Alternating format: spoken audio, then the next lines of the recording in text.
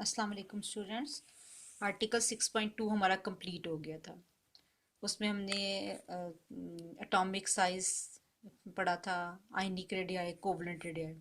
आज हम आर्टिकल 6.3 पर आ गए हैं। आयनाइजेशन एनर्जी, इलेक्ट्रॉन एफिनिटी और इलेक्ट्रोनेगेटिविटी इस आर्टिकल के अंडर स्टडी होंगे।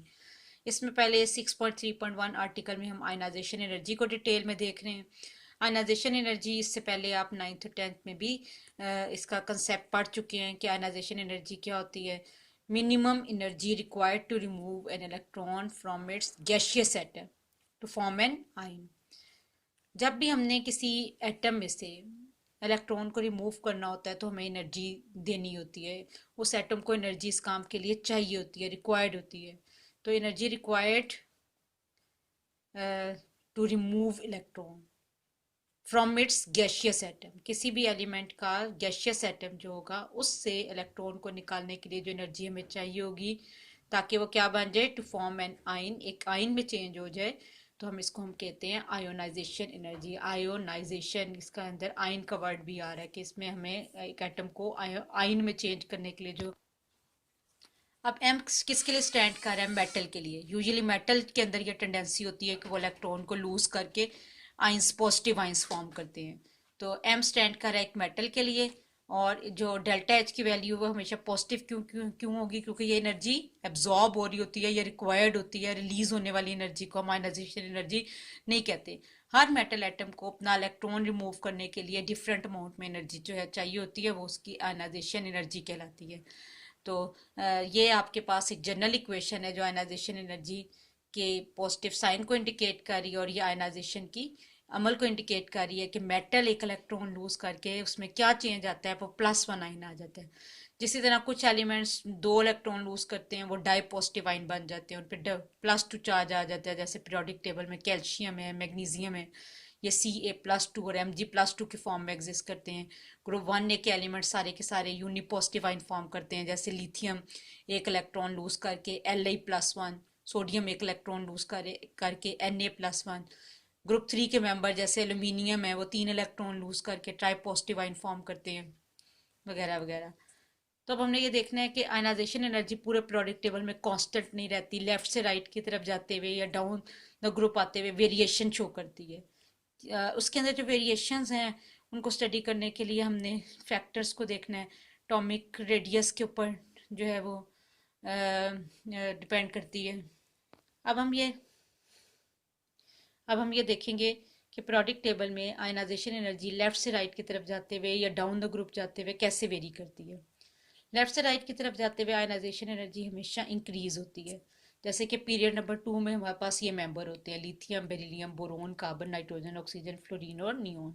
इनका एटॉमिक नंबर एक एक यूनिट करके, या न्यूक्लियर चार्ज भी आप कह सकते हैं, प्रोटॉन नंबर भी कह सकते हैं, ये एक एक यूनिट करके बढ़ रहा होता है: 3, 4, 5, 6, 7, 8, 9 और 10। इन तमाम के अंदर न्यूक्लियर चार्ज तो बढ़ रहा होता है लेकिन नंबर ऑफ शेल सेम ही रहते हैं। पहले एलिमेंट में वैलेंस इलेक्ट्रॉन में एक इलेक्ट्रॉन फिल होना शुरू होता है, अगले में 4 इलेक्ट्रॉन्स हैं। देखिए, न्यूक्लियर चार्ज प्रोटॉन नंबर को और इलेक्ट्रॉन नंबर को भी रिप्रेजेंट करता है, क्योंकि एक न्यूट्रल एटम में जितने प्रोटॉन होते हैं उतने ही बाहर इलेक्ट्रॉन्स भी होते हैं। अगर इसमें 4 प्रोटॉन है तो के में 2 इलेक्ट्रॉन और एल में 2 होंगे। के में 2 से ज़्यादा इलेक्ट्रॉन अकोमोडेट नहीं होते। बाकी फिर एल की फिलिंग स्टार्ट हो जाती है। ये K is equal to 2, L is equal to 1 है। 2 और 1 को मिलाएं तो टोटल 3 इलेक्ट्रॉन हो जाते हैं। बेरिलियम में 4 प्रोटॉन है और बाहर न्यूक्लियस के 4 ही इलेक्ट्रॉन है, 2 के शेल में और 2 एल में। बोरोन में K is equal to 2 and L is equal to 3 configuration. जब हम नियोन पे जाते हैं तो ये कन्फिग्रेशन क्या हो जाती है कि एल वैलेंस शेल ऑक्टेट की फॉर्म में पूरा हो जाता है। के इज इक्वल टू 2 और एल इज इक्वल टू 8, यानी टोटल इलेक्ट्रॉन की तादाद के में 2 और एल में 8 मिलाकर 10। यहाँ पर आके वैलेंस शेल कम्प्लीटली फिल्ड हो जाता है। लेफ्ट से राइट की तरफ हमने ये देखा, न्यूक्लियर चार्ज तो मुसलसल इंक्रीज हो रहा है लेकिन नंबर ऑफ शेल सेम ही रहे। इसलिए जो इंक्रीज्ड न्यूक्लियर चार्ज है वो एल शेल के इलेक्ट्रॉन्स को टाइटली अपनी तरफ खींच लेता है। एंड लिथियम से नियोन की तरफ जाते हुए क्या होता है कि साइज श्रिंक हो जाता है, क्योंकि फोर्स ऑफ अट्रैक्शन 10 प्रोटॉन की जब एल शेल के इलेक्ट्रॉन्स को अपनी तरफ टाइटली खींच लेती है तो साइज जो है वो श्रिंक हो जाता है, स्मॉल हो जाता है। लिथियम के मुकाबले में बेरिलियम उससे स्मॉल होगा और सक्सेसिवली जब हम नियोन तक पहुंच जाएंगे तो ये सबसे स्मॉलेस्ट है अपने पीरियड में, क्योंकि 10 प्रोटॉन की increased force of attraction of nucleus L shell के इलेक्ट्रॉन्स को टाइटली अपनी तरफ जब खींच लेती है तो उससे साइज श्रिंक हो जाता है। मैंने ये बताया है कि पहले मेंबर से आखिरी तक साइज श्रिंक हो गया। अब साइज की श्रिंक होने का आयनाइजेशन एनर्जी से बहुत गहरा ताल्लुक है। कैसे? देखिए, जब न्यूक्लियस और वैलेंस शेल अवे होंगे तो हमें इलेक्ट्रॉन को रिमूव करने के लिए एनर्जी कम देनी पड़ेगी, क्योंकि न्यूक्लियस अट्रैक्शन जो है, न्यूक्लियस अट्रैक्शन से इलेक्ट्रॉन बहुत अवे है। लेकिन जब लेफ्ट से राइट की तरफ जाते हुए हम आखिरी मेंबर के ऊपर जाएंगे, न्यूक्लियस और वैलेंस शेल बहुत नज़दीक आ चुके होंगे, न्यूक्लियर पुल बहुत टाइट हो चुका होगा। ऐसे इलेक्ट्रॉन का न्यूक्लियस की फोर्स ऑफ अट्रैक्शन से जान छुड़वाकर एटम से बाहर निकलना बड़ा मुश्किल हो जाएगा। तो न्यूक्लियस जो है वो स्मॉल साइज होने की वजह से इलेक्ट्रॉन्स जो होंगे वैलेंस शेल के, उनको बड़ा टाइटली और स्ट्रांगली बाइंड कर लेता है, और हमें बहुत ज़्यादा एनर्जी खर्च करनी पड़ेगी इलेक्ट्रॉन को रिमूव करने के लिए। इसकी आयनाइजेशन एनर्जी लो है, मगर इसकी आयनाइजेशन एनर्जी बहुत ज़्यादा है। ठीक है, 10 ionisation energy increases from left to right. ये अगर शॉर्ट क्वेश्चन में आता है आपको कि लेफ्ट से राइट आयनाइजेशन एनर्जी क्यों इंक्रीज होती है, तो ये सारी चीज़ उसमें आ जाएगी कि लेफ्ट से राइट की तरफ जाते हुए न्यूक्लियर चार्ज बढ़ता है लेकिन नंबर ऑफ शेल सेम रहते हैं। इंक्रीज न्यूक्लियर चार्ज जब वैलेंस शेल को अपनी तरफ टाइटली पुल कर लेता है तो साइज श्रिंक हो जाता है।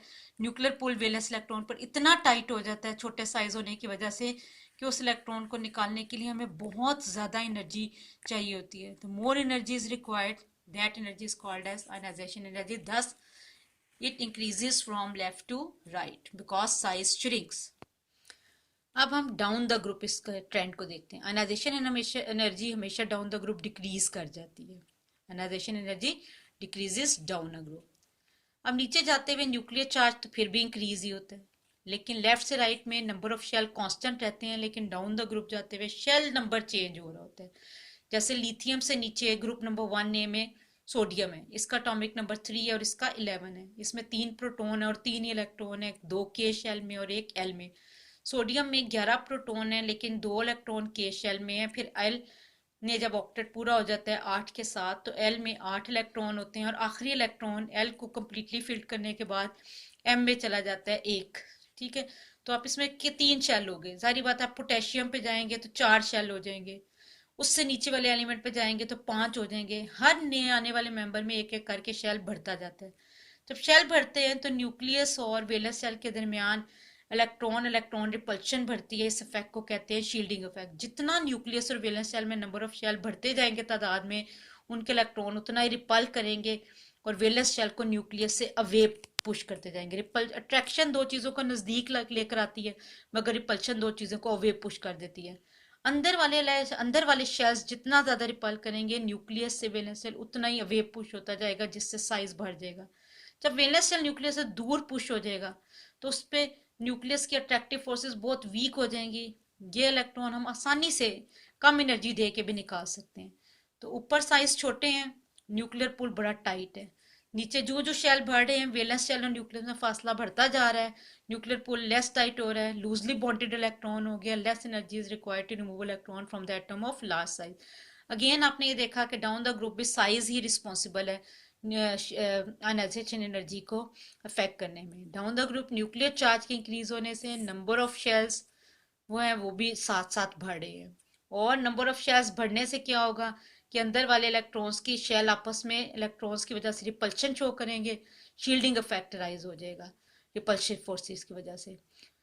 जब शील्डिंग इफेक्ट में रिपल्शन होगी तो डिस्टेंस बिटवीन न्यूक्लियस और आउटर मोस्ट शेल जो है वो बढ़ जाएगा। ठीक है, ये सारी चीजें इंटर रिलेटेड है।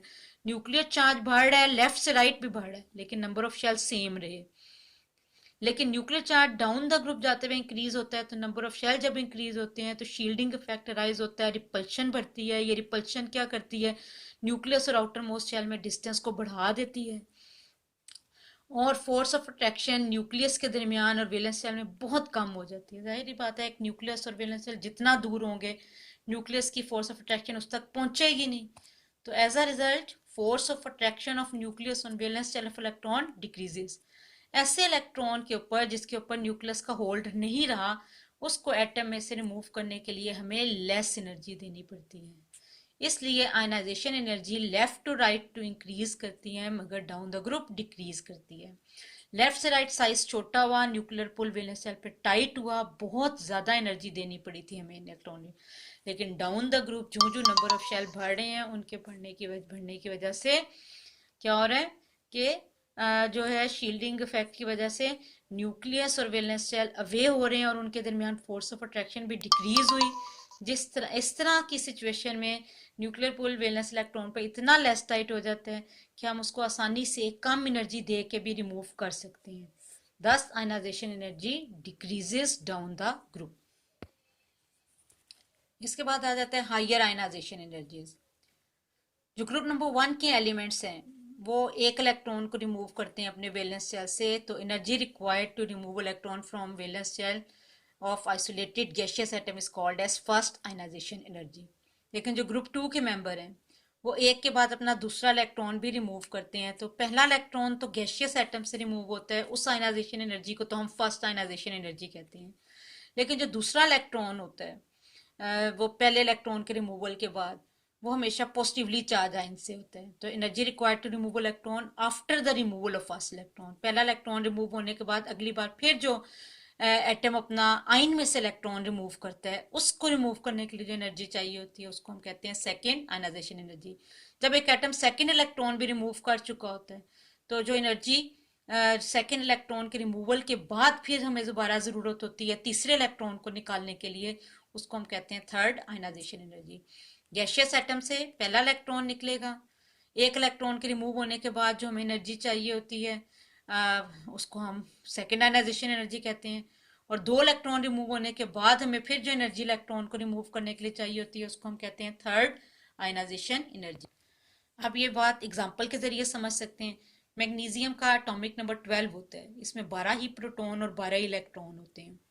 पहला इलेक्ट्रॉन जब ये रिमूव होता है तो वो न्यूट्रल गैसियस एटम में से होता है। जब ये अपना एक इलेक्ट्रॉन रिमूव कर देता है तो प्रोटॉन तो 12 ही रहते हैं लेकिन इलेक्ट्रॉन की तादाद क्या हो जाती है 11। प्रोटॉन का नंबर चूंकि इलेक्ट्रॉन के नंबर से एक यूनिट बढ़ जाता है तो इसके ऊपर +1 चार्ज आ जाता है। पहले इलेक्ट्रॉन को रिमूव करने के लिए जो एनर्जी चाहिए होती है वो पहले इलेक्ट्रॉन की जो एनर्जी चाहिए होती है वो गैसियस एटम से चाहिए होती है, उसको हम कहते हैं फर्स्ट आयनाइजेशन एनर्जी। मैग्नीशियम के लिए ये वैल्यू होती है 738 किलो जूल पर मोल। ये देखें, the energy required to remove electron from valence shell of isolated gaseous atom.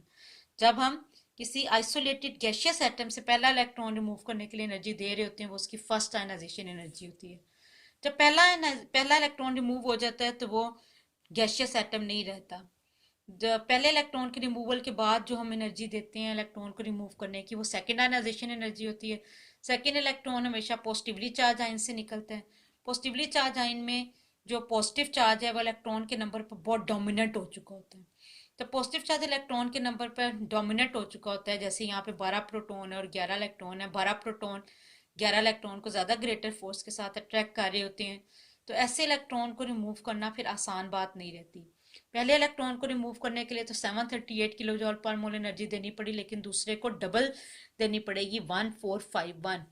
जब अगला इलेक्ट्रॉन निकल जाएगा तो प्रोटॉन फिर 12 ही रहे लेकिन इलेक्ट्रॉन की तादाद एक और कम होने जाने की वजह से 10। अब प्रोटॉन का नंबर इलेक्ट्रॉन से 2 यूनिट ऊपर बढ़ चुका है, तो अब इसके ऊपर चार्ज +1 आने के बाद क्या हो जाएगा +2। तो पहले इलेक्ट्रॉन के मुकाबले में सेकेंड इलेक्ट्रॉन को रिमूव करना ज़्यादा मुश्किल हो जाता है, क्योंकि पहला इलेक्ट्रॉन तो न्यूट्रल एटम से निकलता है लेकिन दूसरा पॉजिटिव चार्ज आयन से निकलता है। पॉजिटिव चार्ज में आयन में प्रोटॉन का नंबर इलेक्ट्रॉन के ऊपर डोमिनेट हो चुका होता है, बढ़ चुका होता है। और डोमिनेंट प्रोटॉन नंबर इलेक्ट्रॉन को ज़्यादा टाइटली अपनी तरफ अट्रैक्ट करने में कामयाब हो जाता है। ऐसे इलेक्ट्रॉन को निकालने के लिए हमें एनर्जी तकरीबन ज़्यादा खर्च करनी पड़ती है। तो ये बात आपने यहाँ पे ज़रूर याद रखनी है कि हायर आयनाइजेशन एनर्जीज जो होती हैं, जितनी आप हायर आयनाइजेशन एनर्जी की तरफ जाएंगे उतना उसकी वैल्यू बढ़ती जाएगी। First ionisation energy is the energy required to remove electron from valence shell of isolated gaseous atom. After the removal of first electron जो एनर्जी रिक्वायर्ड होती है सेकेंड इलेक्ट्रॉन को रिमूव करने के लिए वो सेकेंड आयनाइजेशन एनर्जी। दो electron remove करने के लिए थर्ड इलेक्ट्रॉन को निकालने के लिए जो एनर्जी रिक्वायर होगी वो third ionisation energy. First ionisation energy से हमेशा सेकंड ज़्यादा होती है और सेकंड से हमेशा थर्ड ज़्यादा होती है। तो ये अगर आपको पेपर में क्वेश्चन आता है, बहुत इंपॉर्टेंट शॉर्ट क्वेश्चन है कि सेकंड आयनाइजेशन एनर्जी की वैल्यू फर्स्ट आयनाइजेशन एनर्जी से ज़्यादा की होती है। एग्जाम्पल आप मैग्नीशियम की कोट कर देंगे कि इसकी फर्स्ट आयनाइजेशन एनर्जी की वैल्यू 738 मगर सेकंड की 1451, यानी पहले से अप्रोक्सीमेटली डबल है. Second ionisation is always higher than first ionisation energy because second electron is remove from positive ion. पहला इलेक्ट्रॉन तो गैशियस एटम से निकलता है मगर दूसरे में पॉजिटिव आयन से निकलता है. अब आगे देखते हैं कि पॉजिटिव आयन में क्या ऐसी बात है कि इलेक्ट्रॉन की आयनाइजेशन एनर्जी ज्यादा हो जाती है. The dominant positive charge. अब जब पॉजिटिव चार्ज डोमिनेंट हो जाएगा तो it hold the remaining electrons more tightly. इसका होल्ड या इसका जो फोर्स है वो रिमेनिंग इलेक्ट्रॉन के ऊपर इतनी बढ़ जाएगी कि उसको ज्यादा ताकत से अपनी तरफ पुल कर लेता है. जैसे मैग्नीशियम में पहले 12 प्रोटॉन और 12 इलेक्ट्रॉन ही थे, लेकिन एक इलेक्ट्रॉन रिमूव होने के बाद प्रोटॉन का नंबर 12 हो गया, इलेक्ट्रॉन का नंबर 11 हो गया. प्रोटॉन का नंबर डोमिनेट हो जाने के बाद वजह से वो बाकी बचे हुए 11 इलेक्ट्रॉन को ज्यादा ग्रेटर फोर्स के साथ अपनी तरफ अट्रैक्ट करेगा. और फिर इसीलिए हमें ऐसे इलेक्ट्रॉन को मैग्नीशियम के आयन में से निकालने के लिए एनर्जी भी ज्यादा चाहिए होगी. यही वजह है कि उसका जो मैग्नीट्यूड है सेकेंड आयनाइजेशन एनर्जी का वो अप्रोक्सीमेटली डबल हो जाता है. आयनाइजेशन एनर्जी जो है उससे हम गैस कर सकते हैं कि एलिमेंट मेटल है, नॉन मेटल है या मेटलॉइड है. तो इसका मतलब है ये इंडेक्स है मेटेलिक करेक्टर का. अगर किसी एलिमेंट की लो आयनाइजेशन एनर्जी है तो वो मेटेलिक एलिमेंट होता है, और किसकी बहुत हाई आयनाइजेशन एनर्जी है तो वो नॉन मेटेलिक एलिमेंट होता है. इंटरमीडिएट वैल्यू है तो मेटलॉइड है. अगर आपको ये भी शॉर्ट क्वेश्चन में आ जाता है कि how ionisation energy is an index to metallic character, तो यही आंसर इसका बनेगा. It is an index to metallic character because the elements with low ionization energy are metals, with high ionization energy are non-metals, and with intermediate values of ionization energies are metalloids. This is all about ionization energy. अब मेरे video जो next जो मेरा video होगी वो electron affinity और electron activity पे होगी.